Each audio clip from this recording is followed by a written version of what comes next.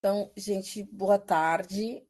Quero dar as boas-vindas a todas e todos nessa tarde que é muito especial para a gente, aqui na Universidade Federal de Pelotas, no grupo de pesquisa Letras de Lei, que trabalha interfaces entre a linguística e o direito, porque a gente recebe hoje a professora Silvana Guiar dos Santos, que vai nos contar bastante da experiência que tem tido como coordenadora do programa de extensão TILJUR, da Universidade Federal de Santa Catarina, né? Dizer que é uma honra imensa a Silvana te ter entre nós. A Silvana, esse, na verdade, é um evento inaugural dessa parceria entre o Letras de Lei da Universidade Federal de Pelotas e o TILJUR, da UFSC, uma parceria que vai durar formalmente aí pelo menos um ano, já que a Silvana está aqui na UFPEL fazendo um estágio de pós-doutorado que muito nos honra, né? Nós, professores que trabalhamos com políticas linguísticas e direitos linguísticos no Centro de Comunicação, estamos todos muito honrados, Silvana, com a tua presença entre nós, tá bem? É, Nós temos hoje à tarde, gente, a previsão de funcionar do seguinte modo: a professora Silvana vai apresentar o programa Tio Jur para nós, né? Um programa de extensão já consolidado, com sede na Universidade Federal de Santa Catarina, e que tem, na verdade, influenciado várias outras iniciativas de extensão Brasil afora, né? Pensando tradução, interpretação em línguas de sinais em contexto jurídico, judicial, né? Também a Silvana vai ter a oportunidade de nos contar a relação entre extensão, ensino e pesquisa, né, Silvano? O modo como o TILJUR, as práticas extensionistas do TILJUR também favorecem, fomentam ações de pesquisa em nível de mestrado, de doutorado, e retornam para pensar currículo na formação de tradutores, né, nos programas, nos cursos de graduação aos quais as pessoas do TILJUR estão vinculadas. Então, a gente vai ter um momento em que a Silvana vai nos contar mesmo a estrutura do programa de extensão. Então, em seguida, a gente vai ter um momento para conversar com a Silvana, né, em que ela vai poder tirar nossas dúvidas, nossas curiosidades em relação ao TILJUR. Toda a nossa interação vai estar interpretada pelas tradutoras da Universidade Federal de Pelotas, Natasha e Elis, a quem eu imediatamente já agradeço em nome da professora Ângela, que é coordenadora do curso de licenciatura em Libras aqui da Universidade Federal de Pelotas, que disponibilizou essa força de trabalho que faz com que o nosso momento hoje seja possível e viável. Então, Silvana, te dando de novo formalmente as boas-vindas à Universidade Federal de Pelotas, que seja esse o primeiro de muitos dos encontros entre Letras de Lei e o TILJUR nesse ano que nos espera, e dizer que a gente está muito contente de te ter aqui, que a gente está animado para ouvir as experiências de vocês. Perfeito, professora Jael. É uma alegria muito grande dialogar com vocês sobre essa temática que é emergente e ao mesmo tempo desafiadora. Quero reiterar meus agradecimentos aqui a você, à universidade, aos colegas que estão me recebendo, né, na UFPEL. E também agradecer a equipe de intérpretes que está nos acompanhando hoje, cumprimentar todas as pessoas que nos acompanham aqui nessa atividade. E eu vou partir diretamente para o título, né, desse diálogo que se chama Direitos Linguísticos e Extensão Universitária, Experiências e Aprendizados com o programa TILSJUR, que completou 9 anos no domingo.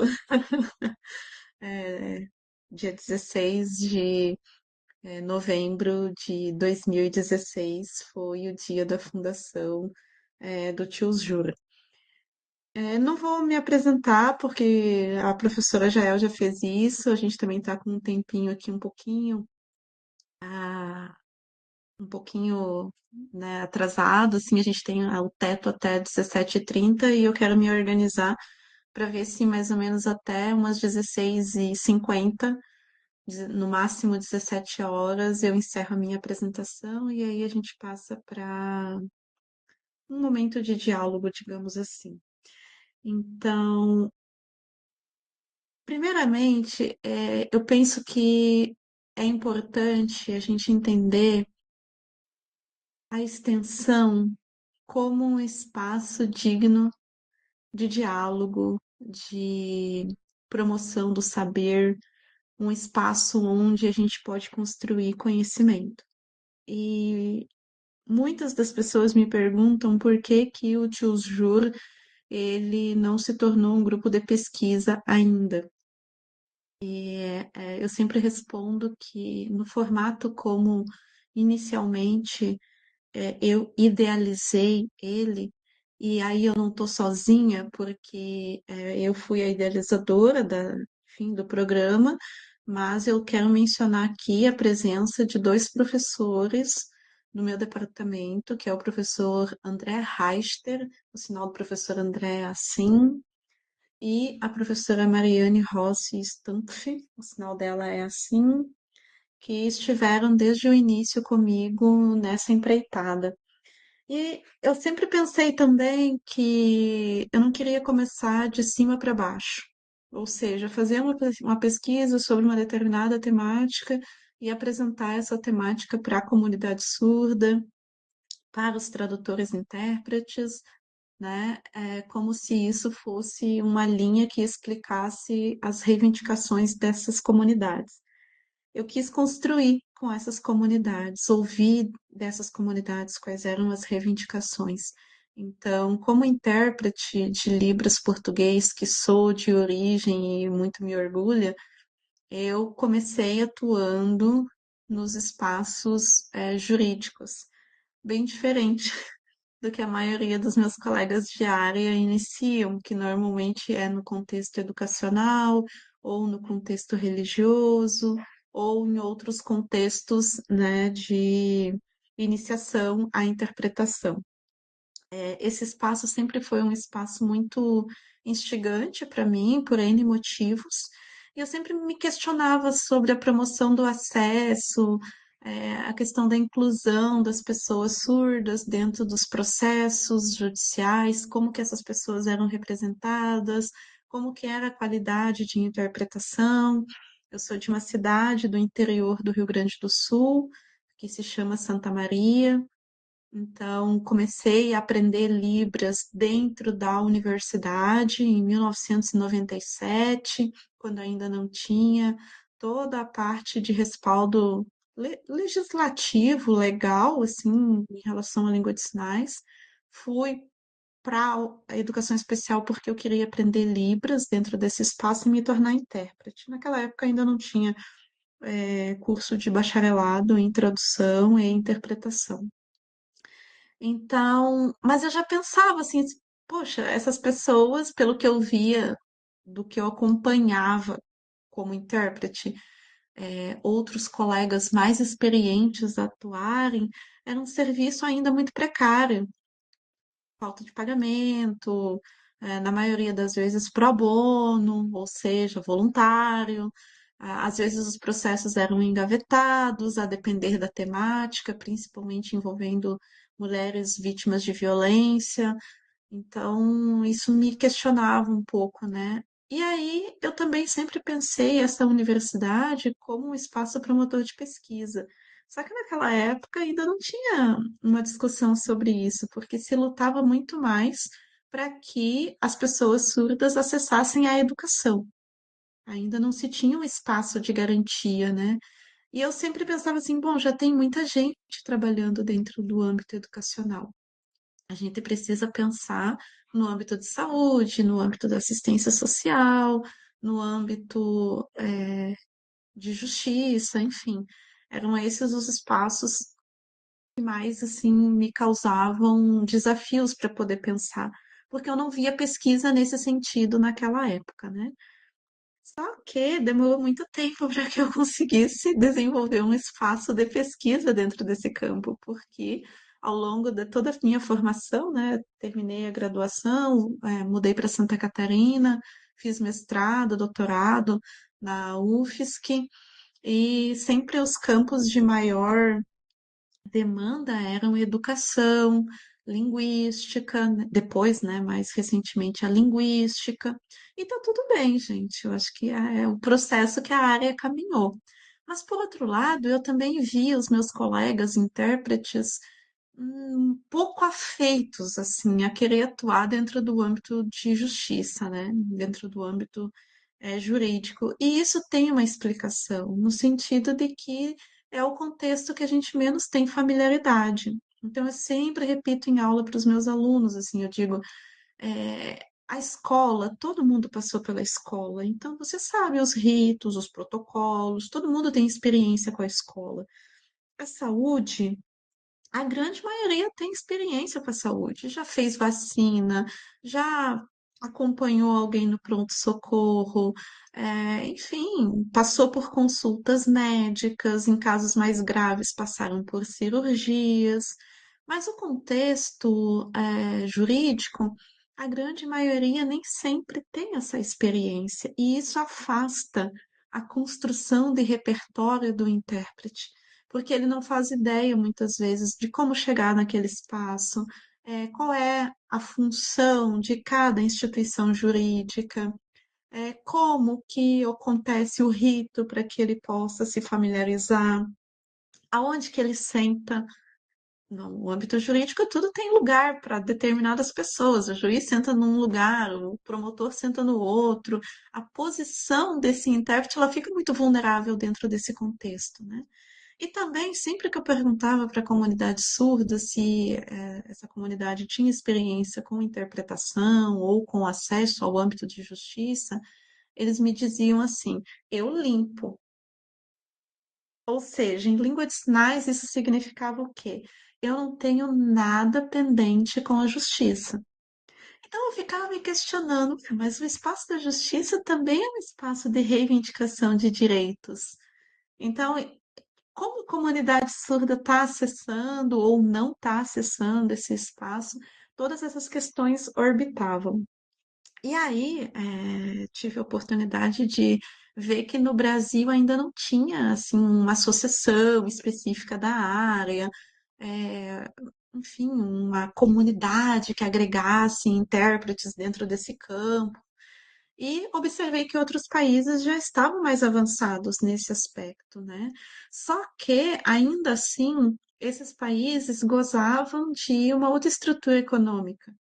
E aqui eu não vou entrar em sistema de justiça desses outros países, porque não é o que me interessa. Me interessa como que os intérpretes atuavam dentro desse espaço.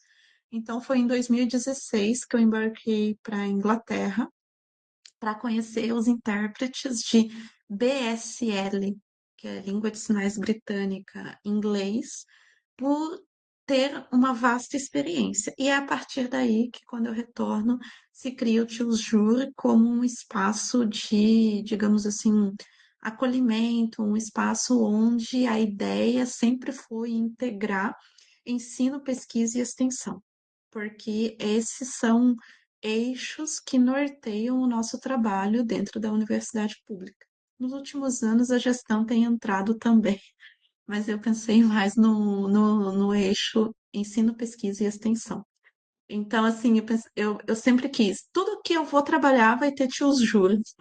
É um hiperfoco meio autista, mas que também me facilitava conhecer um pouco mais da prática. E aí eu fui, designada para ministrar algumas disciplinas do curso de bacharelado em Letras Libras, e uma dessas disciplinas é Laboratório em Interpretação 3, com foco nos contextos jurídicos.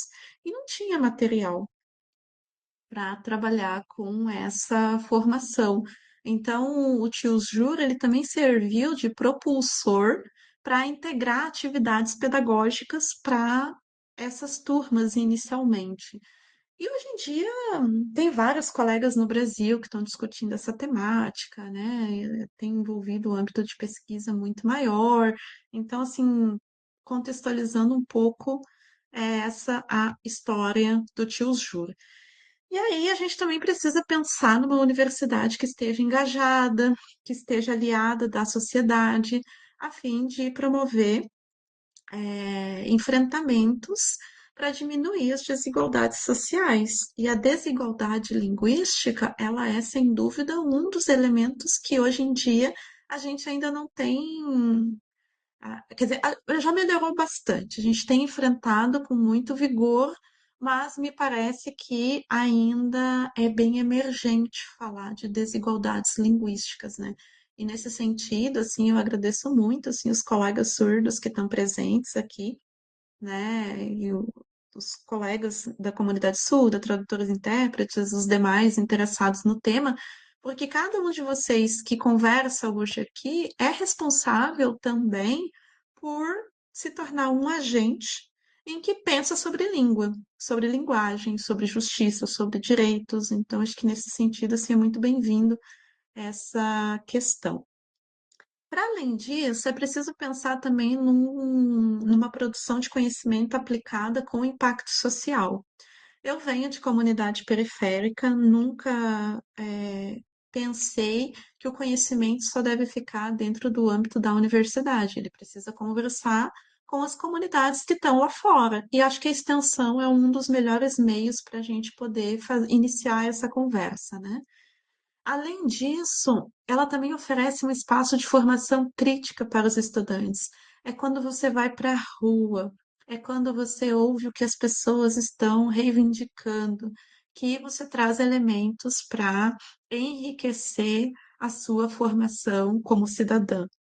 Outro dia alguém comentou assim que é, eu tive recentemente, agora em Salvador, que teve o nosso encontro da Associação Brasileira de Pesquisadores em Tradução, e eu disse assim, um dos legados que eu deixo para a carreira acadêmica é o tio Jur. E aí tinham alguns alunos que falaram assim, mas não é só ele. Existem outras questões que você deixa, uma delas é a formação cidadã.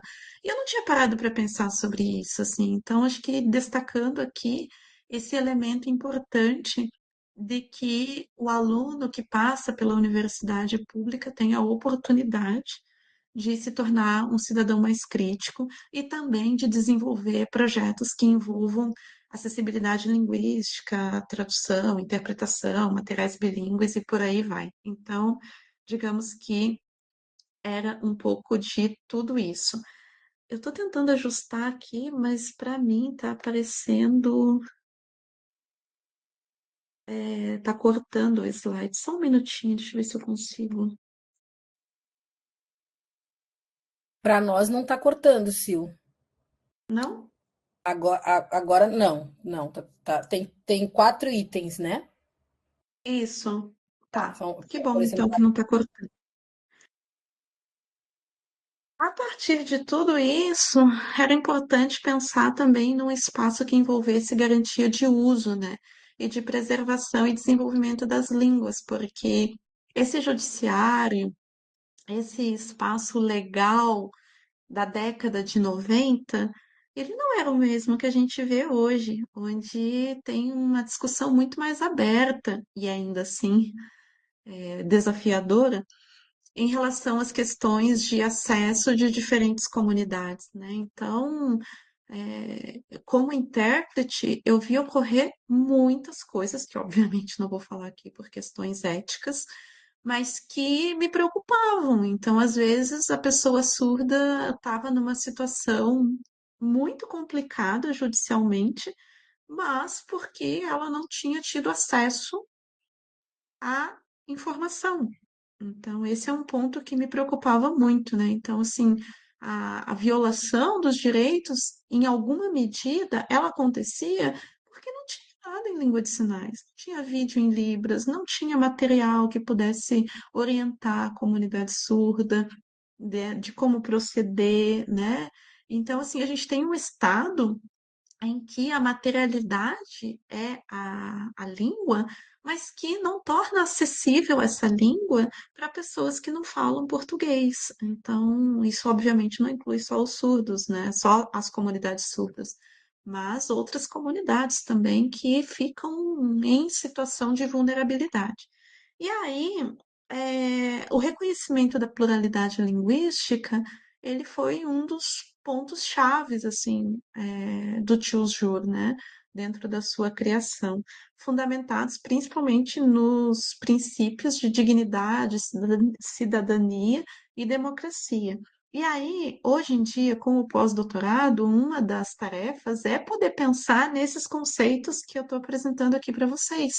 Porque ao longo desses 9 anos, a gente produziu muitas coisas, mas elas ficaram no ponto da realização extensionista.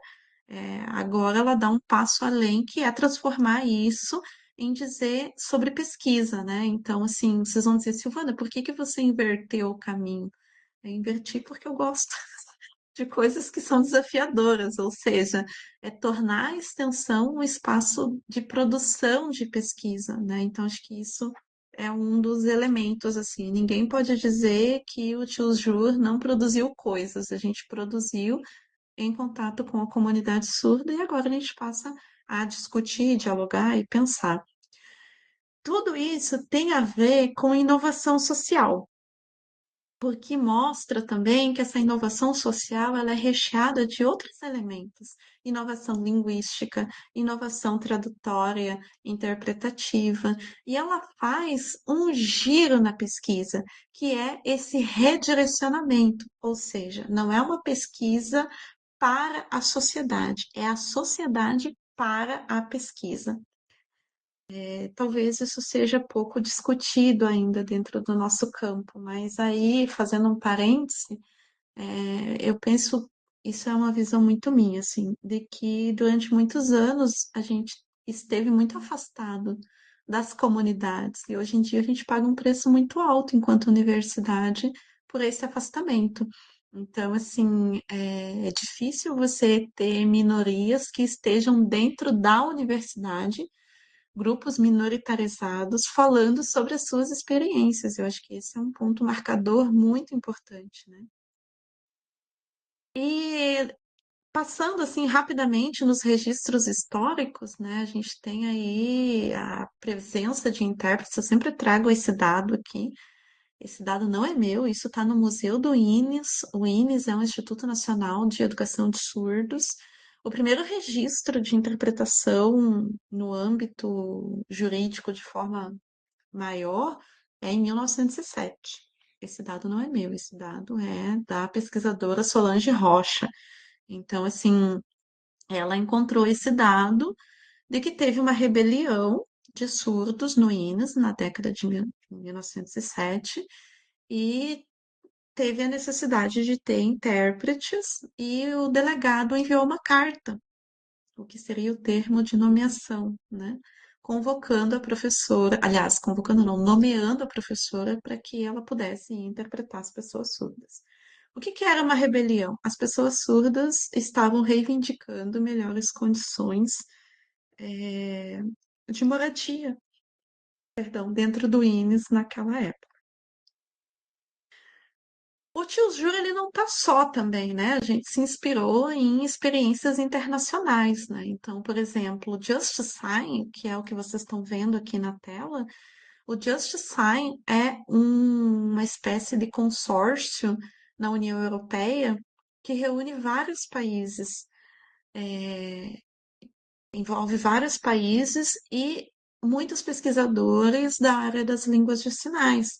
Então, assim, vocês sabem que na União Europeia existe toda uma recomendação de vários documentos internacionais que privilegiam o diálogo entre países, coisas que eu acho que aqui na América do Sul a gente ainda está tentando avançar um pouco mais dentro dessa perspectiva, porque, por exemplo, eu sempre falo, a gente tem o Mercosul, a gente tem o Conesul, esses convênios, assim, esses tratados, eles funcionam. E aí eu já estou pedindo aqui desculpa se tiver algum advogado aqui formado na área jurídica, aliás, se tiver algum advogado ou se tiver pessoas formadas na área jurídica, eu não estou usando os termos técnicos para a área, eu não sou desse campo, tá, gente?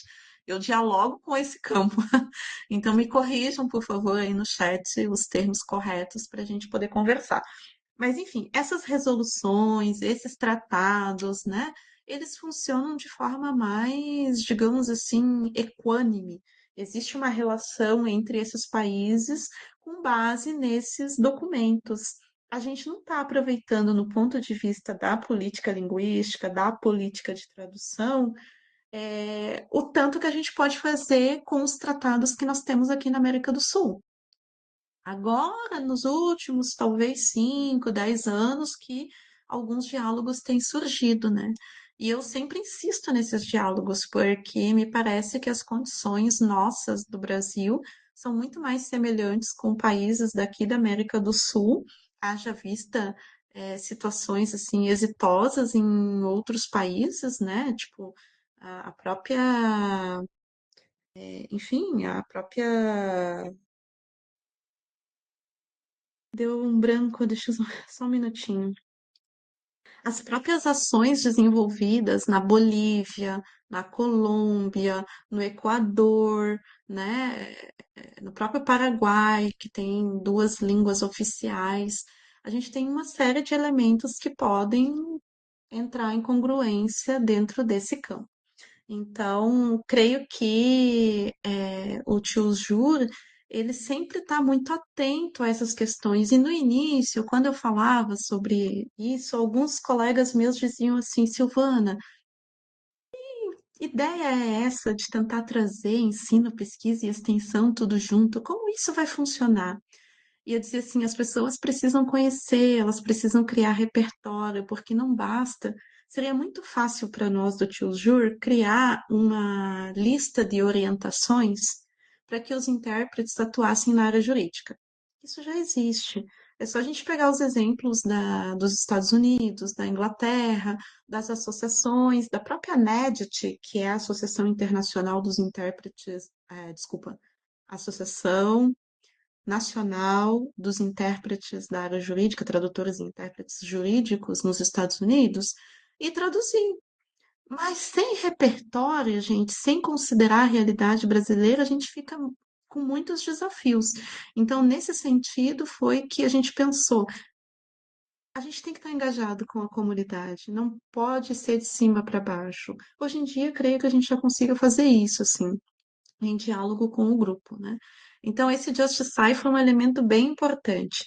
Para quem já viu eu falando sobre o Tio Juro, eu sempre trago esses materiais, porque o que que acontece? Aqui são livros seminais que a gente tem na área. E como a grande maioria dos nossos colegas nem sempre compartilha da leitura em língua inglesa, uma das grandes atividades que a gente fez foi produzir resenhas. Então, assim, depois eu vou trazer outros dados aqui, já estou me adiantando, mas eu e a pesquisadora Hannah Beira, o sinal da Hannah é assim, a Hannah, a gente organizou resenhas para publicar de alguns desses livros que traziam realidades de atuação de intérpretes de língua de sinais na área jurídica. Então, aqui está a foto, né, do tio Ju. Acho que a gente desafia um pouco a proposta de judiciário também, né, de judiciário, de acesso à justiça, porque no mundo ocidental a gente tem uma deusa que está com os olhos vendados, né? Como é que a gente pode manter essa deusa, considerando que língua de sinais é visual? A gente tem que fazer abrir o olho dessa deusa, gente. Isso pode ser um pouco desafiador, porque a gente tem um judiciário que está sempre pensando na imparcialidade, na neutralidade, e nós, particularmente, nós estamos querendo quebrar esses princípios que são do judiciário, mas assim, para a gente poder pensar o elo, língua de sinais, acesso à justiça, comunidade surda, tradutores e intérpretes, a gente precisa mexer nesse olho. Esse olho tem que abrir, né? Então, assim, esse é um ponto que explica a logo do Tio Jur, que inclusive já está num capítulo de livro que a gente já começou há algum tempo esse diálogo junto com a professora Jael, né? Quem sabe logo aí nos próximos meses vai ter a publicação desse material, né? Então, eu não estou sozinha dentro desse trabalho, estou junto com a professora Mariane e o professor André, como vocês podem ver na foto, e domingo o Tio Jur completou 9 anos. A base do Tio Jur são três eixos, né? O eixo de tradução e interpretação, que é compartilhado por nós todos, mas que ficou num primeiro momento mais comigo, o acesso das comunidades surdas à justiça e os estudos terminológicos de línguas de sinais na área jurídica. Confesso para vocês que esse último eixo, ele está um pouco mais, é, ele está menos explorado dentro do TIOS-JUR, porque inúmeras foram as demandas que ficaram dentro do primeiro e do segundo eixo, que o terceiro eixo, outros espaços também foram sendo trabalhados, foram sendo discutidos, né? Hoje em dia a gente tem aí no, no Brasil a TV Justiça, que produziu vários sinais em Libras com o professor Falck e outros colegas pesquisadores. Recentemente, a gente teve a defesa da Priscila na UNB, orientando da professora Patrícia Tucci.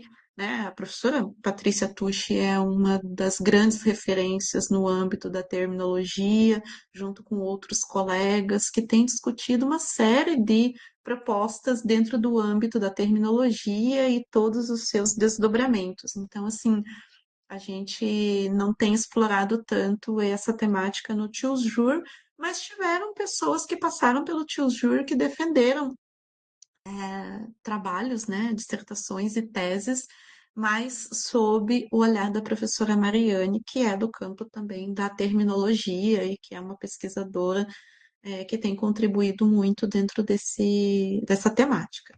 Então, para eu não me estender muito, né, porque já é 16h43, aqui eu retomo com vocês aquilo que eu falei sobre os eixos de ensino, pesquisa e extensão. Só um minuto.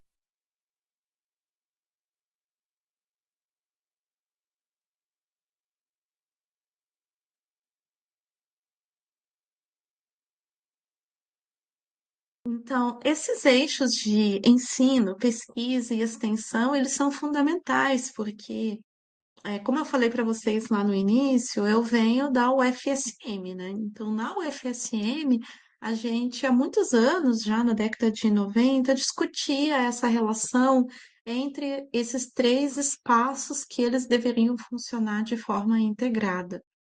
E trazendo um pouco dessa experiência também, fui observando ao longo dos anos que existia todo um movimento dos pró-reitores de extensão, das pró-reitorias, para ampliar essa discussão. E isso culminou em 2018 com a Resolução Nacional de Extensão, onde trouxe uma série de elementos para poder discutir. Hoje em dia, a grande maioria dos cursos estão fazendo reforma curricular para incluir a curricularização da extensão.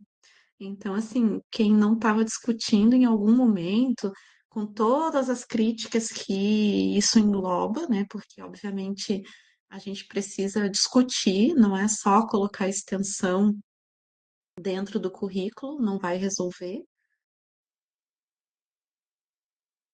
Não é só colocar extensão dentro do currículo que vai resolver, a gente precisa também financiamento, porque obviamente não é para fazer tudo sempre pro bono, né? A gente precisa de editais específicos que respaldem a extensão dentro da universidade, mas é algo que até então não era muito discutido. Então, hoje em dia, a gente tem extensão até na pós-graduação. O ano passado saiu aí um edital para o PROEXT, que é PROEXT,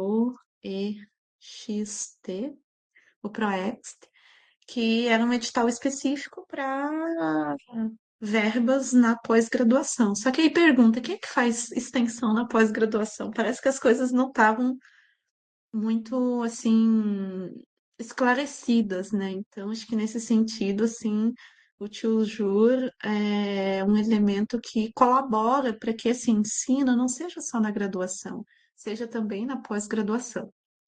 A pesquisa, que é praticamente o que todo mundo já desenvolve dentro da universidade, o ensino também, e a extensão. Então, integrar essas coisas não foi algo tão fácil, mas ao mesmo tempo mostrou uma potência muito grande.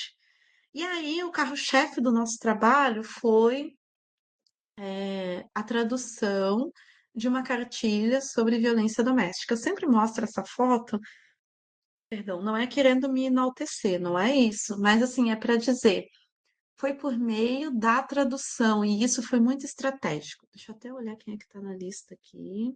Isso também vai ser gravado depois, né? É sempre bom a gente. Eu não estou menosprezando a interpretação, gente, não é isso. Mas eu quero dizer que às vezes nem sempre a interpretação fica à disposição. Em que sentido? Hoje em dia as audiências são gravadas, mas elas pertencem ao tesouro do judiciário. Elas não são, obviamente, publicadas. Então, assim, a gente. Qual é a história dos intérpretes? Desde quando a gente tem interpretação dentro dos tribunais de justiça, né?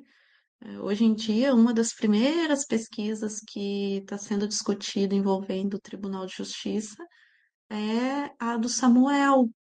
O Samuel é orientando meu na pós-graduação. Ele está pesquisando sobre gêneros textuais, um gênero em específico, né? Mas a gente não tem muito pesquisa sobre o Tribunal de Justiça. Quais são os dados de intérpretes dentro desses tribunais, né? Isso seria maravilhoso se a gente pudesse acessar, tornar isso material de iniciação científica, mestrado, doutorado, investigar propriamente dito, né? Essas questões. A gente não tem esse material. Então a gente pensa assim, bom, como que a gente pode dar abrangência para o que a gente está fazendo? A gente propôs uma tradução, porque a tradução ela ficaria gravada em vídeo e o diálogo que a gente estabeleceu com o Tribunal de Justiça de Santa Catarina é de que esse produto seria divulgado dentro do YouTube do tribunal, justamente para que outras pessoas pudessem acessar esse material. Com todas as suas falhas, desafios e ganhos, esse foi o primeiro trabalho do Tio Jur publicado em 2017, junto com a professora, eu, a professora Mariane e o professor André. E por que a temática sobre violência doméstica? Porque essa é uma das mais invisíveis dentro desse campo. Então, assim, hoje em dia já tem vários pesquisadores que têm discutido o diálogo sobre as mulheres surdas e a violência doméstica que tem atingido essas mulheres por falta de intérprete, por capacitismo, por, enfim, uma série de questões que entram aí. E não só isso, mas as mães surdas, elas têm tido uma situação muito vulnerável. Mães surdas têm perdido a guarda dos seus filhos somente por serem mulheres surdas. Isso é um dado de violação muito grave. Então, assim, isso, isso talvez justifique aí um dos projetos que o Tio Jur teve ao longo desses anos. Eu só trouxe alguns, né, gente? Eu fiz um recorte, assim, dos mais importantes, não é dos mais importantes, mas daqueles que tiveram mais material sendo produzido, né? Então, a gente tem aí uma série de questões para poder discutir. E esse das mães surdas, a Fabiana, que defendeu recentemente, a Fabiana, ela discute muito essa questão do acesso das mulheres surdas aos seus direitos, né? Principalmente dentro do âmbito de saúde. Mas, assim, tem também a Laís, que tem todo um trabalho falando sobre violência doméstica, e eu vou falando esses nomes, assim, para trazer algumas dos colegas que participam do Tio Jur, porque, detalhe, o Tio Jur, ele é um programa. Então, o que que é um programa? Um programa, ele é um guarda-chuva, ele é uma ação principal. Então, dentro dele tem vários projetos. Alguns deles já se encerraram, outros estão em andamento, outros virão. Essa é a ideia de ser um programa que discute, né, essas questões. Então, hoje em dia, a gente já está num diálogo, por exemplo, internacional. Quando tem o Internacionaliza Tioujur, esse projeto ele é focado exclusivamente nas comunidades fora do Brasil. E a gente tem vários casos em que a gente está assessorando. O caso do Chile é um exemplo, né? O Chile, aqui, sinal Chile, para baixo. Isso, isso. O Chile teve um caso de feminicídio de uma pesquisadora surda que faleceu e que não teve o tratamento forense adequado dado ao seu caso. E essa história ela estoura 2 anos depois, praticamente, que é a Camila Villavicencio. Então, assim, hoje em dia a gente tem um diálogo muito próximo com o Chile sobre essa realidade, né? O Tiosjur Informa foi um projeto dentro do Tiosjur, tá sendo ainda, né? Tá em vigor, que foi idealizado pela Camila também, o sinal dela é assim, a Camila Aprígio, ela vem também do direito, sempre se preocupou muito com a comunidade surda e o acesso à informação, então esse projeto basicamente ele é a, a tentativa de levar o direito dialogado com a comunidade surda, numa linguagem mais simples, numa linguagem em que a comunidade entenda o que que se faz dentro desse âmbito, quais são os benefícios que ela tem direito, quais são as principais legislações, né? Então, Camila foi idealizadora e esse projeto depois eu vou mostrar rapidamente, ele se tornou inclusive dissertação de mestrado, né? Então, foi um dos primeiros trabalhos assim que promoveu esse diálogo. Jur Mãe Surda foi um projeto também embasado principalmente na violência obstétrica que muitas mulheres surdas enfrentam, não só no momento do parto, mas também antes do parto, a própria falta de intérpretes nos postos de saúde para a realização do pré-natal. Então, a gente teve depoimentos de mulheres surdas que participaram dentro desse âmbito. O TIOSJUR e a ouvidoria da Defensoria Pública, eu não sei qual é a realidade ainda, né?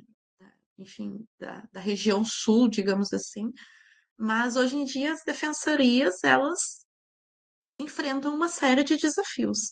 Aqueles comuns já das defensorias, que a gente conhece, que sabe que em termos de verba é o espaço que menos recebe valor financeiro, né, do âmbito jurídico, mas também no fato de ter intérpretes dentro desses espaços. E esse aqui foi uma tentativa de dialogar com a Defensoria, a DPE, aqui em Santa Catarina, porque é um espaço onde as pessoas surdas que têm condições, que estão em situação vulnerável, mas procuram.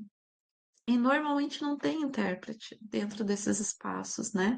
Então, esse foi um projeto específico que tentou trazer um diálogo, roda de conversa, discutir com os defensores, com a associação de surdos, trazer para dentro desse espaço o que que é interpretação, desmistificar conceitos, ideias que ainda são muito comuns no judiciário, né? A gente ainda vê uma atitude muito benevolente, né, de tratamento em relação ao intérprete. A gente precisa trabalhar e discutir sobre isso.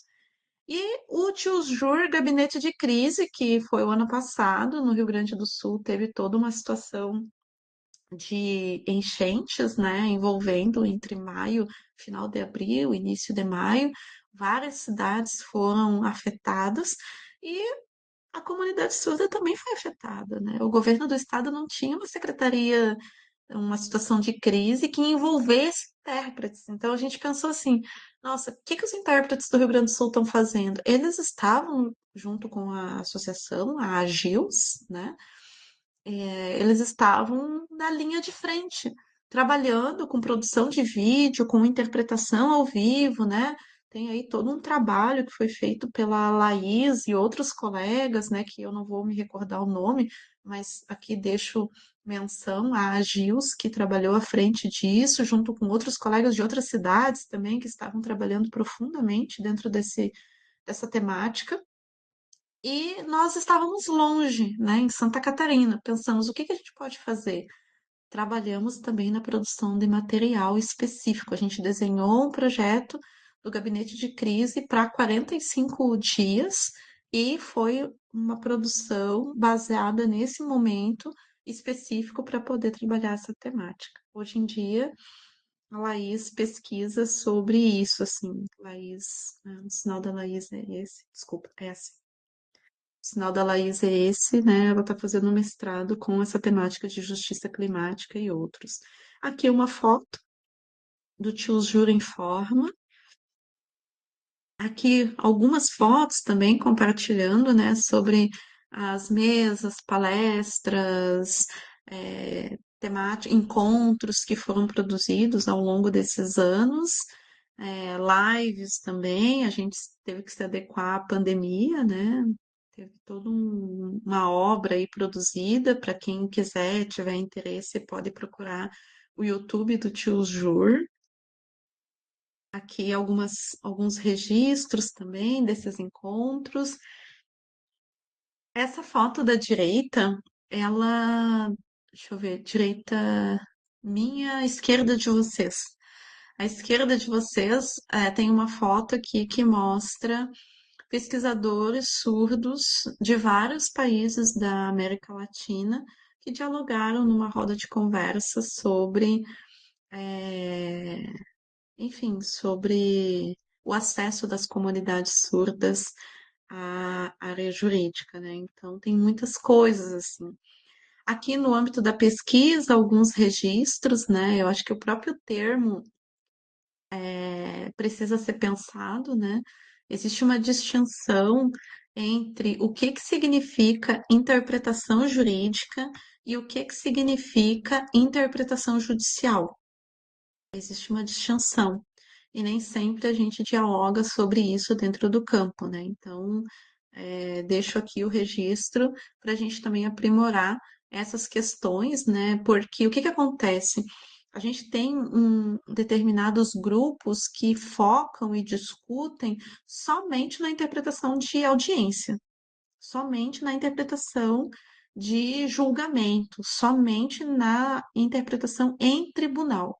Tem protocolos, tem código de ética, tem uma série de recomendações de como o intérprete deve atuar, o que que faz, o que que não pode fazer e tal.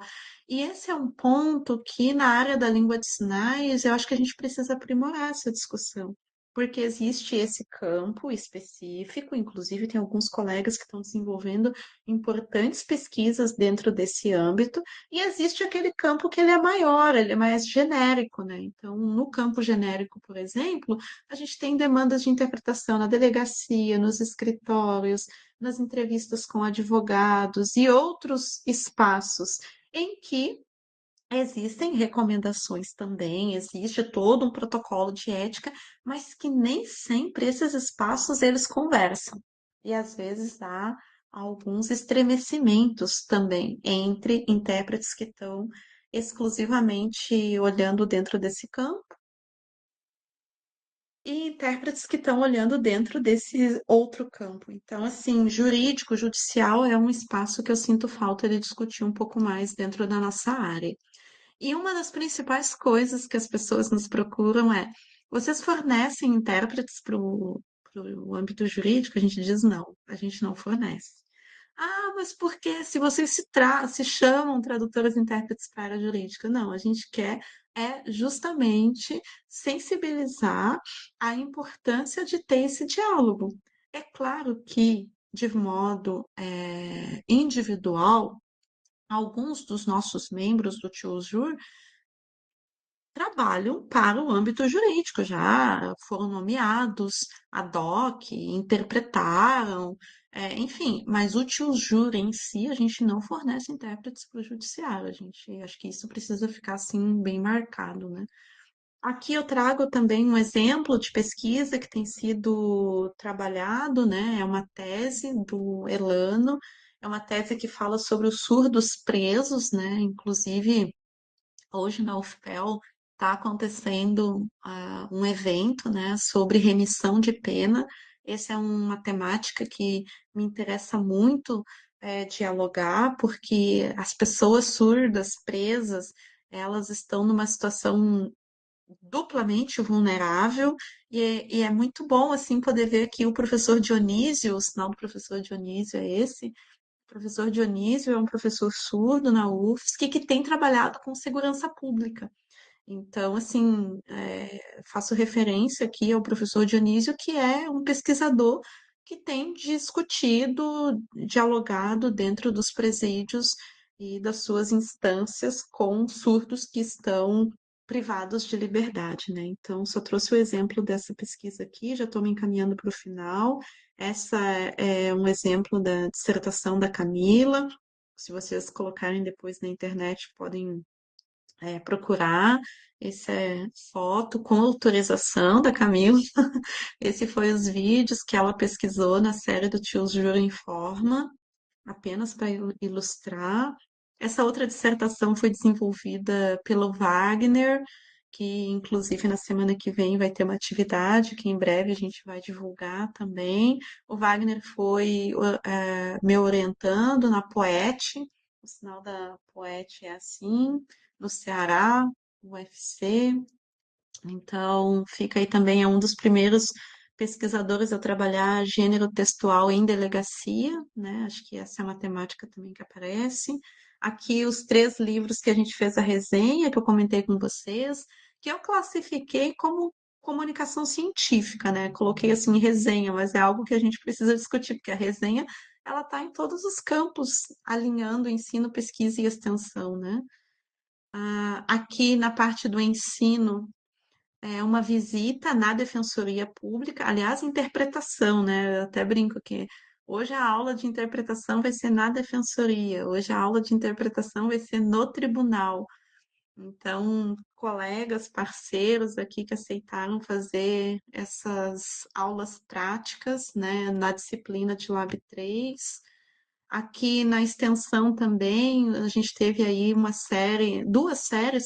Uma foi o Dicas Jur, que eram dicas jurídicas. Hoje em dia isso virou meio que de praxe no Instagram, mas antigamente a gente já tinha esse trabalho, né, falando sobre dicas jurídicas, conceitos, explicar guarda, tipo de guarda e outras questões. E De Olho nos Direitos Humanos foi uma outra série que também contribuiu muito com o Tio Jur para poder pensar a situação dos migrantes surdos, imigrantes e refugiados surdos, né? E aqui nessa época que a gente fez essa série, abriu um leque enorme. A gente chegou até a assessorar e dialogar diretamente com um outro programa de extensão, que é o Me Surdo, né? Então, com a professora Thaís, na época, na UFRR, que é a Federal de Roraima. Na época ela estava lá, hoje em dia ela está na UFOPA. Então, sim, só para dar um panorama, né, agradecer a oportunidade e dizer que eu estou muito aberta, assim, a receber, né, críticas, sugestões que possam qualificar. O ponto-chave é que a gente precisa ter dentro do Tools Jur diálogos envolvendo línguas de sinais. Então, a gente não fecha só em Libras, né? Mas tem que ter um diálogo envolvendo línguas de sinais. É isso. Passei um pouquinho do que eu tinha pensado, mas deixo aí com você, Jael, a condução das próximas etapas. Maravilha, Silvana, obrigada. Acho que tu nos trazes elementos aí para a gente começar a conversa, né? Mostrando todo o histórico do Tio Jur, sobretudo a capacidade de realização, Silvana, do Tio Jur, o quanto de elementos práticos, de produtos concretos vocês conseguem entregar para a sociedade, né? E especificamente me chamou a atenção o modo como tu contas a tua posição de dar protagonismo à extensão, né? E o que vem de pesquisa que vem organicamente a partir das demandas concretas do que acontece na prática extensionista, né? Então, isso é muito bacana de ouvir, porque de algum modo orienta, inclusive, o modo como os cursos de graduação têm sido provocados pelo Ministério da Educação a integralizar a extensão nos seus itinerários curriculares, né? Então tem uma questão bem interessante aí que te ouvir falar me faz pensar. Mas a gente tem bastante comentário aqui no chat. Tem a Patrícia Tucci. Patrícia, muito legal de ter aqui entre nós. Elogio o tio Jur. Sil fala da importância do tio Jur, né, para a comunidade surda e como uma ferramenta de formação de intérpretes e tradutores. E aí é legal como tu contas também a importância no ensino, né? E como e que isso, com a tua primeira experiência em Lab 3, se refletiu na formação de tradutores e intérpretes, para isso que é assustador na formação em letras no geral, né? Então, também me lembro do quanto que trabalhar com gêneros jurídicos para a formação de professores de português, mesmo como língua materna, é um desafio, né? Então, o tio Jura, ele se lança a um terreno que é mesmo de muita resistência, né, nessa relação com o direito, com os rituais do direito, que, como tu nos contas, aí a gente de fato desconhece, porque não circula por isso, como circula pela escola, né, pelo posto de saúde desde cedo. Então, a Patrícia Tucci e elogia bastante o trabalho do tio Jura, a Priscila Araújo também. E aí ela fala sobre a necessidade de adaptação dos materiais para a realidade das línguas de sinais, quando tu falavas da existência de materiais em outras línguas, né, e produzidos considerando outras realidades econômicas de outros países que têm outro histórico, inclusive com direitos linguísticos, como é o caso dos países do norte global, né? E aí, se para conversar um pouquinho com isso que a Priscila nos traz, é interessante pensar que a Europa, por exemplo, tem a Carta Europeia, né, de Proteção das Minorias Linguísticas, inclusive com monitoramento de política pública.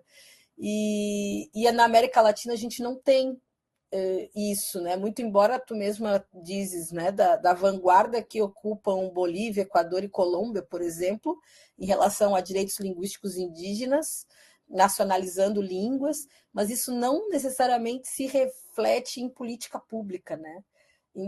Pensando diferentes realidades linguísticas a propósito das comunidades surdas, mas pensando, por exemplo, as comunidades migrantes, né, na América Latina, por exemplo. Então, a Priscila te provoca um pouquinho em relação a essa necessidade de adaptação e adaptação e talvez de inspiração nas experiências positivas, né, que outros países tenham para pensar direitos linguísticos na nossa realidade, né? A Graciele Cordeiro agradece pela oportunidade, e a Laís Brandão agradece também. E tem uma pergunta aqui, uma pergunta não, uma consideração da Celina, que eu vou ler, tá bem? E aí eu estou fazendo um apanhado, Sil, e aí depois tu comentas todas essas questões aí, né? Diz a Celina que está fazendo a pós-graduação em interpretação e tradução no âmbito jurídico, porque tem formação em direito e quer muito auxiliar pessoas surdas a conseguirem os seus direitos garantidos, porque depois que a Celina, começou a estudar Libras, ficou pensando que nem todos os sentidos funcionais, se nem quem tem todos os sentidos funcionais consegue entender e ter seus direitos garantidos, imagina quem não pode compreender e ser compreendido como pessoas que fazem parte das comunidades surdas, né? Então, veja que tem algumas questões aqui para a gente retomar, né? E tentando relacionar todas as considerações feitas aqui, eu queria que de algum modo tu também falasse um pouquinho, Sil, depois, sobre os desafios práticos, né? Em algum momento da tua fala tu dizes sobre a questão, agora mesmo no finalzinho tu disseste, a gente não fornece intérprete nem tradutor. E eu sei que tem uma questão aí para a gente conversar sobre valorização do trabalho, né? E aí eu vou deixar essa pergunta para depois, mas primeiro vamos conversar com as pessoas que nos acompanham hoje à tarde aqui. Sim, é muito interessante isso que tu falas, né, Jael, sobre esses países terem vanguarda na nacionalização das línguas, né, aqui no caso da América do Sul, mas não terem desdobrados em políticas públicas, e eu iria, não sei se você confirma isso ou não, mas também na judicialização, que é uma das coisas que me incomoda muito, assim, do tipo, a gente tem muitas violações de direitos linguísticos, mas não tem judicializado isso. Então, assim, é, esse é um dos diálogos, assim, que eu gosto muito de conversar com quem é da área jurídica, pesquisador dentro desse campo, porque eu acho que tem que trazer mais esse assunto discutido dentro do âmbito também da judicialização, né? Tipo, tem que tornar processo. Olha, tá violando, né? E aí eu não posso deixar de mencionar, né? A gente tem um caso em Santa Catarina que ficou bem conhecido no Brasil, que é da Sônia. Sônia, ela é uma mulher surda que foi, enfim, encontrada em processo análogo à escravidão. Eu não estou discutindo juridicamente sobre isso, mas eu estou trazendo os elementos de ser uma mulher surda, de estar dentro desse espaço e de demanda concreta sobre casos que, para além da situação de trabalho análogo à escravidão, a gente tem ali uma questão linguística. Mas o caso ele tomou repercussão pela questão do trabalho análogo à escravidão, não pela questão linguística. Então, só para trazer um pouquinho dessas discussões, assim, para a gente também poder debater o quanto isso é importante.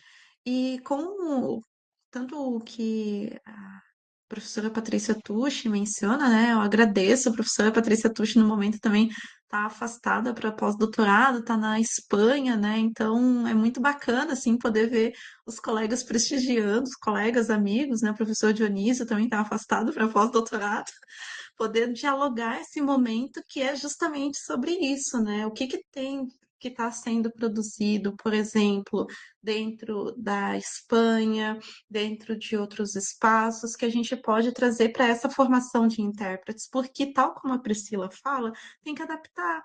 Né? Tem que adaptar a nossa realidade. Isso não significa excluir aquilo que foi produzido para uma realidade europeia, mas conversar com essa realidade e poder entender se as condições podem ser mantidas as mesmas, o que que é necessário a gente mudar, como que socialmente a gente discute muito mais direitos linguísticos e como que isso se processa aqui dentro desse espaço. Então, acho que esses pontos assim são muito importantes, né? E aí a formação de intérpretes ela está diretamente relacionada a isso, porque precisa existir um diálogo com a associação, com a federação. Então, nesse sentido de aprendizado, de troca, de socialização, é o que o Tio Jur faz. A gente é um programa de extensão, então a gente também tem os limites do que enfrenta um programa. A gente não é uma empresa, né? Então, quando eu digo que a gente não fornece intérprete para o judiciário, não é nem no sentido assim, a gente não quer, a gente não tem fôlego, a gente não tem demanda, a gente tem muita demanda, mas a gente não tem força de trabalho para isso, né? Então, a ideia é discutir que esse judiciário precisa valorizar esse profissional intérprete que está lá, existe uma distinção entre o que que é um tradutor, o que que é um intérprete, quais são as atribuições desses profissionais lá, né? Hoje em dia, por exemplo, tem situações que nos chegam de denúncia de intérpretes que atuam durante 8 horas em julgamento sozinhos.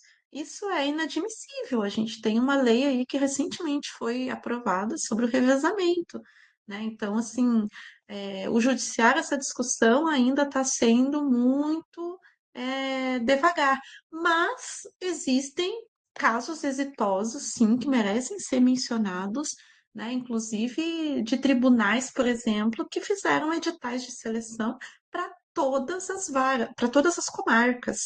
Então, assim, olha que legal ter um estado X em que a comarca mais distante, no interior, conta com o intérprete de língua de sinais lá. Então, isso é muito importante, mas teve uma equipe toda que assessorou esse tribunal que eu estou me referindo, né, em específico, para poder trazer um edital de seleção, porque chega intérpretes no judiciário. A Priscila está dizendo, nossa, isso é um sonho. E é no Centro-Oeste, tá, Priscila? É no Centro-Oeste esse tribunal. Então, assim, o que que acontece, né? Às vezes as pessoas, eu não quero entrar aqui em polêmica, mas assim, eu preciso dizer, aquela pessoa que aprende no intérprete. Aquela pessoa que aprende Libras, ela não é intérprete, ela é bilíngue. A gente precisa enfrentar essa discussão. Existe uma questão de proficiência que é muito importante, porque é um espaço especializado de atuação, requer uma linguagem especializada. Então, assim, não é o local onde uma pessoa que está iniciando na aprendizagem de Libras ou de qualquer outra língua vai atuar. É um espaço de extrema responsabilidade, né? Então, eu acho que hoje em dia a demanda de intérpretes ela está muito alta. A gente precisa levar em consideração essas questões. Mas a gente também precisa informar esse judiciário de que é preciso contratar profissionais. Então, às vezes a gente se depara com audiências que precisam ser canceladas porque a pessoa não tem proficiência o suficiente. E eu estou falando isso com dados que me chegam por meio dos termos de nomeação. Às vezes eu sou nomeada e no histórico da nomeação aparece que teve uma audiência num determinado dia em que teve que ser cancelada ou porque ocorreu a falta de intérpretes, o que é um ponto que não poderia acontecer, gente.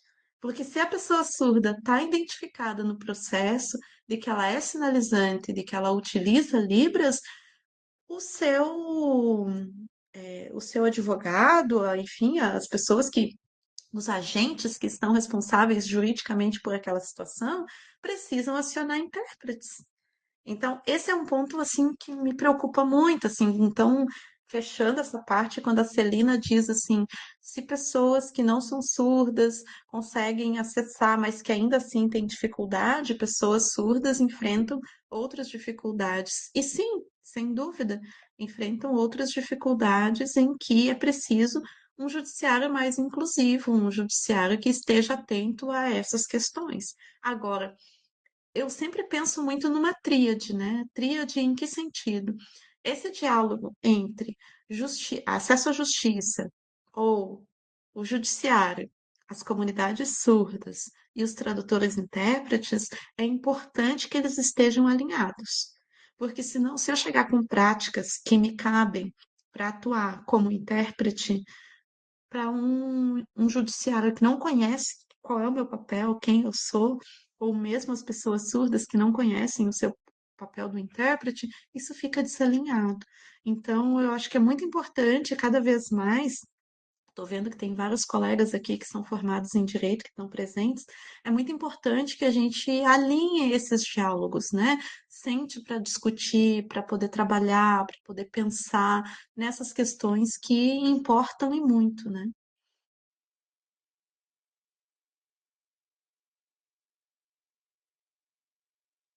Eu sei que a gente tá com um tempinho meio batendo na porta, 17h20. Tô meio preocupada.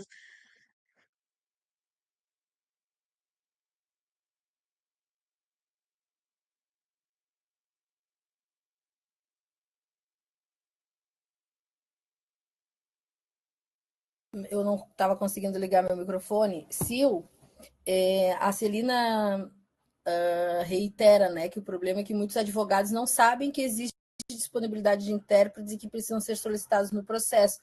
Aí, a propósito dessa intervenção da Celina, queria me juntar a ela para te fazer uma pergunta também sobre isso, Sil. Tu dizes da tua curiosidade em relação à judicialização, né, como algo que a gente precisa olhar. E a gente tem pensado muito isso no campo do direito linguístico, e aí queria pensar contigo a propósito de relacionar três coisas, né? No caso das línguas de sinais e de Libras especificamente, a gente tem a força que tem a lei de Libras, né, no início dos anos 2000. Ao mesmo tempo, quando a gente se dá conta que 25 anos depois, 23 anos depois, a gente tem dificuldade de judicialização, mesmo no caso de uma lei importante como é a lei de Libras e a regulamentação posterior, eu fico querendo conversar um pouquinho contigo sobre como que a gente pode contornar isso, porque isso de que a Celina fala, né? Esse reconhecimento da existência de um direito linguístico, que é o direito ao intérprete ou ao tradutor no contexto judicial, precisa de um esforço nosso, né, em nome da divulgação da existência desse direito humano linguístico, que passa pela existência dele na legislação, mas passa também por a gente conversar com as pessoas, com os agentes envolvidos, né? No caso desse que nos liga, os operadores do direito e os administradores da justiça, para reconhecer que existe um direito humano linguístico à tradução e interpretação. E isso, reconhecendo a existência desse direito linguístico, reconhece a legitimidade para ingressar em juízo, né, requerendo, ou seja, para judicializar demandas em relação a essa violação de direito humano linguístico. Então, eu fico querendo te ouvir um pouco sobre o que a gente pode, como que a gente poderia caminhar no sentido, porque ao mesmo tempo que legislar sobre a língua, né, legislar e criar direitos linguísticos tem uma função, também como que a gente pode caminhar no sentido da reivindicação da efetividade desses direitos que estão sendo positivados. Isso vale tanto para as línguas de sinais como vale para outros direitos linguísticos, né? Como que a gente pode pensar isso junto? Sim, eu acho que a pergunta é complexa e ela não se encerra na minha resposta, né? Mas eu acho que um caminho possível para poder fazer isso é dialogar com essas instituições. Então, assim, por exemplo, no Tio Juro, ao longo desses 9 anos, a gente também dialogou diretamente com a OAB, com a Defensoria Pública, com o Ministério Público. E é claro que ainda é muito emergente, mas a minha sugestão seria uma criação de uma rede institucional entre universidade e as instituições jurídicas. Penso que a partir daí, essa rede pode se comprometer com uma agenda de trabalho. Então, por exemplo, tem vários colegas que são do âmbito da área jurídica que estão aqui, que estão, um no Ministério Público, o outro na DPU, Defensoria Pública da União, o outro na Defensoria Estadual do Estado X, o outro no tribunal. A gente tem os núcleos de acessibilidade, no caso das línguas de sinais, né? Não sei se em todos, mas acho que é importante nesse sentido, né? Poder aproximar esses colegas para discutir essas questões e levar para as comissões, porque a OAB, por exemplo, tem comissões. Só que o que que acontece? Nas línguas de sinais, normalmente esses diálogos eles ficam muito restritos à comissão da pessoa com deficiência. E a comissão da pessoa com deficiência, agradeço todo o trabalho que todo o Brasil tem feito em relação a isso, mas ela tem demanda de todas as outras deficiências também. Então, assim, língua é uma questão que precisa ser pensada também na Comissão de Direitos Humanos, não só na Comissão da Pessoa com Deficiência. Então, assim, eu sei que o trabalho talvez não se esgota agora em 5, 10 anos, mas penso que essa rede institucional, ela pode trazer elementos. E aí, a Celina está colocando aqui que São Paulo, na OAB de São Paulo, estamos debatendo a questão dos direitos dos deficientes, incluindo os surdos. Pois é, Celina, que bom que a OAB de São Paulo está discutindo isso, né? Tem colegas, inclusive, eu queria mencionar a Luana Manini, que está na comissão também, né, na OAB, que tem levado esse debate para tanto a Comissão da Pessoa com Deficiência quanto a Comissão dos Direitos Humanos. Então, assim, creio que essa rede, a Celina colocando, ela briga de um lado e eu brigo do outro. Que bom que vocês são parceiras nesse campo, né? Então, assim, a criação de uma rede institucional que discuta isso, porque a universidade, durante muito tempo, ela teve muito focada, principalmente no âmbito das humanas, como os nossos cursos, voltado para a escola. Também a escola, mas não só. por que que é só os cursos de direito ou outros cursos que discutem e dialogam e fazem convênio com os tribunais? Por que que nós não podemos também fazer convênios e ter esse espaço da universidade dentro desse ponto? Então, acho que nesse sentido é um trabalho, né, da criação dessa rede, segundo momento, trazer esse debate para dentro dos cursos de pós-graduação e de graduação. Então, por exemplo, ah, disciplinas de direitos linguísticos. Quando que tem? Aonde que tem? Onde que a gente discute isso, né?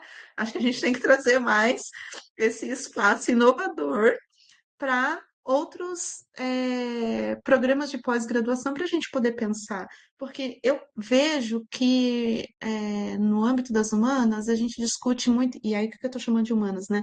Tipo a área da tradução, a área de interpretação, a área de linguística, do ponto de vista político. O ponto de vista jurídico, ele também é importante quando a gente vai falar com esses pares, mas eu, por exemplo, eu não tenho formação e nem repertório na área jurídica exclusivamente. Então, assim, essa fala, ela precisa somar. A gente poderia tirar como encaminhamento daqui hoje a criação dessa rede. Já tem o convênio, o diálogo, a parceria entre Tios Jur, letras de lei. Quem mais se soma? Bom, tem o pessoal aqui que está em Brasília, tem o pessoal que está na Espanha. Como que a gente consegue discutir essas questões e preparar uma agenda para pensar num simpósio, para poder pensar num espaço que dê conta não só da formação de tradutores e intérpretes, mas também da formação dos operadores do direito. É certo, sim, tem desafios, tem um espaço ainda um pouco fechado, de muita luta, mas alguém tem que começar. Então, acho que essa agenda de pesquisa que a gente organiza, ela é fundamental, porque isso faz com que a gente consiga entrar dentro dos tribunais para tirar dados. Qual é o nosso principal problema hoje em dia? É a falta de dados. A gente não tem dados. Quantas audiências tiveram intérpretes? A gente não tem. Se não é a pessoa que está lá, dentro do âmbito jurídico, acessando o EPROC, que é o sistema lá X, ou acessando outro espaço, a gente não consegue ter esse diálogo. Então, penso que nesse sentido é fundamental, né? E aí ingressar com ações propriamente dita, né? É isso. Não sei se eu respondi, mas deixei aí um campo lançado para o diálogo. Criação de uma rede interdisciplinar, interinstitucional, né? Interprofissional, porque são pessoas que desempenham diferentes atividades, né, diferentes papéis nessa temática que é tão relevante, né, Sil? Acho que tu nos colocas aqui uma provocação e a Patrícia já está querendo marcar reunião já para a gente formar esse grupo. Então a gente sai daqui já com tarefa. É, e assim, a gente conversa bastante sobre isso, o quanto que é importante. O campo do direito linguístico não goza de autonomia pedagógica, né? Então, no campo do direito, falar de direito linguístico muitas vezes não produz sentido, né? Ainda. Então, se o trabalho do tio Júlio se reconhecendo no campo do direito linguístico uma contribuição enorme para isso, né? E, sobretudo, reconhecendo a existência desses direitos linguísticos como direitos humanos, porque isso dá muita força de reivindicação judicial mesmo, né? Poder postular, pedir a obediência a questões que já estão positivadas, né? Que já criaram direitos. Então, bom, eu tenho certeza de que todo mundo que esteve conosco aqui hoje, Sil, está muito contente, né? Quero renovar o agradecimento a ti, né? Dizer que e dizer a todos e todas que essa é a primeira das muitas vezes em que o Letras de Lei e o Tio Júlio estarão dividindo tela, né? Porque tem muito da experiência do Tio Júlio que está sendo sistematizada, né? Para justamente poder, inclusive, inspirar outras ações desse tipo, não só no âmbito das línguas de sinais, mas para pensar políticas linguísticas e direitos linguísticos para outros públicos-alvo, né? Então tem uma experiência aí, Silvana, que tu começas a compartilhar hoje, mas que a gente com certeza vai aí ter vários outros momentos, né? Então quero renovar os agradecimentos a ti, por trazerem de modo tão generoso a experiência que vocês têm tido no Tio Jura ao longo desses quase 10 anos, né? Ano que vem, então, em 2026, o Tio Juro comemora 10 anos. Então, ao longo desse ano que antecede esse decanato aí, que todos os produtos que o Tio Juro já entregou para a sociedade sejam ressaltados, né, para que todo mundo conheça cada vez mais o trabalho que vocês têm feito. Quero agradecer a quem nos acompanhou aqui essa tarde, agradecer sobretudo ao trabalho das intérpretes, né, que tiveram aqui promovendo a acessibilidade linguística desse nosso espaço. De passar a palavra, Sil, para as tuas considerações finais e que tu digas nessas considerações um até logo para a gente voltar aqui para falar de mais coisas ainda. E muito obrigada pela oportunidade. Obrigada também por ter confiado, né, no meu trabalho. É, Obrigada por ter confiado no meu trabalho, né, Jael, e me supervisionar no pós-doutorado agora e ajudar a construir também, para além da sistematização, essa questão que envolve reflexão propriamente dita em termos de pesquisa sobre o campo, né? Então, acho que muito mais não desmerecendo a tradução, mas dizendo que para poder falar sobre direitos linguísticos eu precisava fazer essa sistematização e aprofundar esses dados que são de ordem jurídica, de ordem política e que se desdobram com o diálogo dessa experiência prática. Agradeço também às intérpretes, todo o público, e dizer que eu não estou sozinha, porque o Tio Jura, ele é a construção dessas pessoas que somam junto comigo, assim. Então, eu sou muito grata aos orientandos em todos os níveis, né, de iniciação científica, mestrado, doutorado, que se dispuseram ao longo desses anos produzir materiais juntos, acreditando numa causa maior, que é acesso à informação, basicamente isso, né? E os colegas professores, pesquisadores também, né? No início eu não mencionei a capa da apresentação, mas lá tinha a sigla de todos os espaços que estão envolvidos, né? O núcleo de pesquisa também, do qual eu faço parte, o Intertrades, a PEGET, enfim, a UFSC, né? Por estar me liberando para eu poder estar aqui dialogando e fazendo esse trabalho. Então é isso. Obrigada. Sil, queres colocar lá no slide inicial para a gente fazer o registro? Ah, sim, claro. Deixa eu só voltar aqui. Eu vou só pedir licença aos intérpretes, porque eu sei que a gente tem um teto de horário, já é 17h35. Fica aqui o registro, né? Essas são as instituições, aqui é o logo do Intertrades, aqui da UFPEL, Letras de Lei, o PPGL, que é o programa onde eu estou no momento vinculada, o próprio Tios Jura, a PEGET. Se vocês quiserem conhecer mais, pode colocar tanto no Instagram quanto no YouTube, o Tios Jura.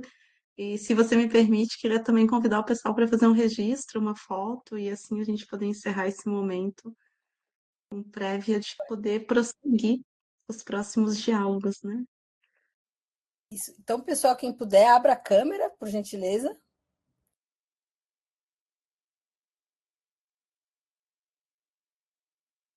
Quem estiver por aí, quiser e puder abrir a câmera.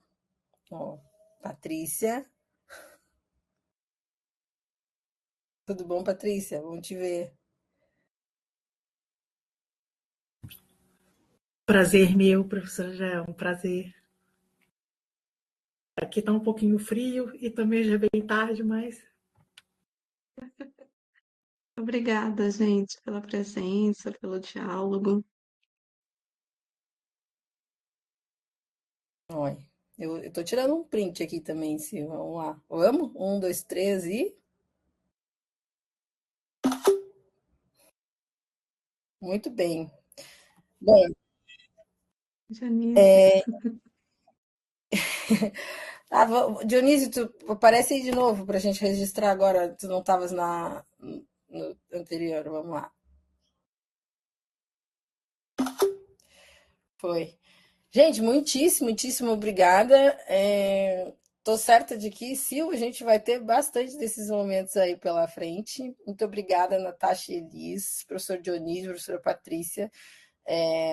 Sigam seguindo tio Júlio, letras de lei, porque essa parceria aí vai dar bastante coisa interessante, tá bom? Um abraço a todas e todos